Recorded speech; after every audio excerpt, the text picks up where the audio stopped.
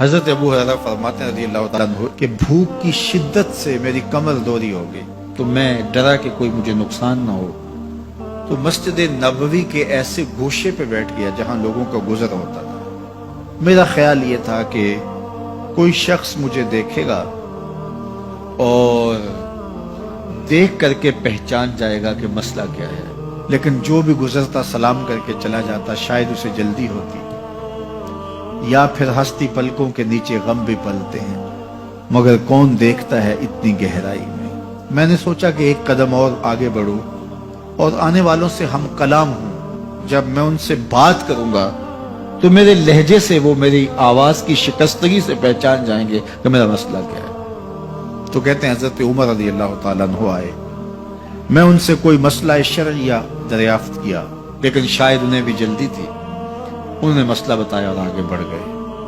میں پریشان تھا کہ حضرت سیدنا صدیق اکبر رضی اللہ تعالیٰ عنہ آئے۔ میں نے ان سے بھی قرآنی آیت کے بارے میں سوال کیا، لیکن وہ بھی جلدی میں تھے اور انہوں نے بس آیت بتائی اور آگے گزر گئے۔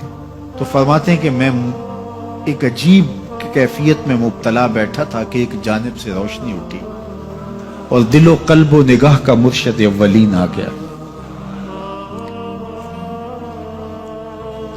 تو کہتے ہیں حضور آ گئے،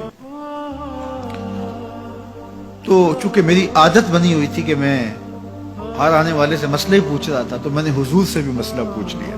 تو حضور نے میری جانب دیکھا اور پھر زیر لب مسکراتے ہوئے بولے، ابو ہریرہ بھوک لگی ہوئی ہے؟ میں نے کہا جی حضور مجھے بھوک لگی ہے۔ کہا میرے پیچھے آ جاؤ۔ حجرات اقدس کی قربت میں حضور پہنچے تو اہل خانہ کو آواز دی کچھ کھانے کے لیے ہے؟ تو انہوں نے کہا دودھ کا ایک پیالہ ہے۔ مجھے فرمانے لگے ابو ہریرہ وہ جو صفہ کے چبوترے پہ بیٹھے ہیں جاؤ ان کو بلا لاؤ۔ کہتے ہیں دودھ کا ایک پیالہ، اور مجھے تسکین ہوئی تھی، لیکن 70 آدمی بیٹھے تھے وہاں۔ خیر حکم تھا، میں بلا لایا، میرے ہاتھ میں دودھ کا پیالہ دیا، کہا ابو ہریرہ دائیں سے شروع ہو جاؤ۔ اب میں ایک شخص کو پیالہ دیا اور دودھ کو دیکھنے لگا، اور وہ سیراب ہو کے گٹا گٹ پینے لگا، اپنی بھوک اور پیاس مٹا چکا، اور میں نے دیکھا کہ ایک قطرہ بھی کم نہیں ہوا۔ میرے اندر جو پہلے وسواس اٹھ رہے تھے اور مجھے جو احساس ہو رہا تھا وہ مٹ گیا۔ پھر میں نے دوسرے کو پیش کیا، اس نے بھی سیراب ہو کے پیا، لیکن دودھ ایک قطرہ بھی کم نہیں ہوا۔ پھر میں نے تیسرے کو دیا، چوتھے کو دیا، 70 آدمی دودھ پی گئے، لیکن دودھ میں سے ایک قطرہ بھی کم نہیں ہوا۔ لگتا تھا رب نے اس دودھ کا تعلق حوض کوثر سے جوڑ دیا۔ تو حضور نے فرمایا ابو ہریرہ؟ میں نے کہا جی حضور۔ فرمایا کون باقی؟ میں نے کہا حضور ایک آپ باقی اور ایک میں باقی۔ تو فرمایا اب تم پیو۔ تو کہا کہ میں نے دودھ پیا اور خوب سیراب ہو کے پیا۔ حضور نے فرمایا اور پیو۔ میں نے اور پیا۔ پھر فرمایا اور پیو۔ میں نے کہا مجھے قسم ہے اس ذات کی جس نے آپ کو حق کے ساتھ مبعوث کیا ہے، میرے میں ایک قطرے کی گنجائش بھی نہیں ہے۔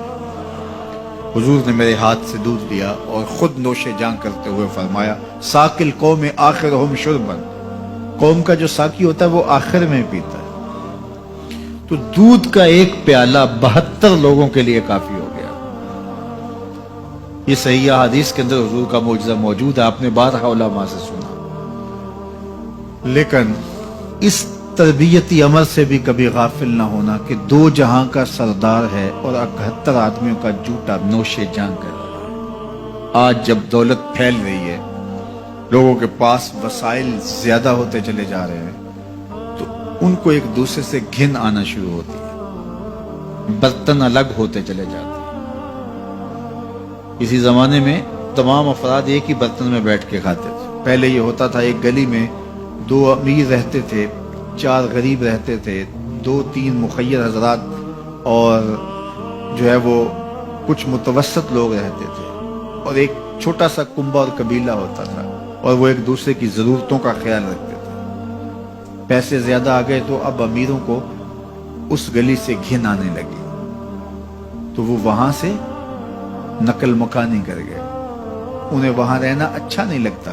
تو یہ بات ذہن میں رکھیے گا کہ ہمارے دین نے ہمیں ایک دوسرے کے دکھ بانٹنے کی تلقین کی ہے، ایک دوسرے کے قریب ہو کے رہیں اور ان کی ضرورتوں کا خیال رکھیں۔ اپنی استطاعت کے مطابق کسی کی عزت نفس کو نقصان پہنچائے بغیر شہرت، ریا اور کسی اس طرح کی مرض کو اپنے قریب جو ہے وہ نہ آنے دیں، اور لوگوں کی اس مخفی انداز سے مدد کریں کہ ان کی ضروریات پوری ہوں۔ بلکہ میرے حضور نے ارشاد فرمایا، جس شخص نے صدقہ کیا اور اتنے مخفی انداز میں کیا کہ جو دائیں نے خرچ کیا بائیں کو خبر نہیں ہوئی، جب بائیں کو خبر نہیں ہوئی تو ہمسائے کو خبر کیسے ہوگی؟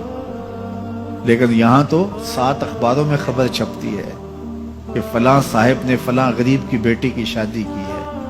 ذرا سوچ، اگر یہاں تیری بیٹی کھڑی ہوتی تو تیرا روح سخن کیا ہوتا۔ لوگوں کی غربت کا مذاق نہ اڑاؤ، لوگوں کے جذبات سے کھیلو نہ۔ اللہ نے اگر آپ کو کچھ عطا کیا ہے تو پھر لوگوں کی ضرورتوں کو پورا کرو، لیکن ان کے جذبات سے مت کھیلو اور لوگوں کی ضرورتوں کا پورا خیال رکھو۔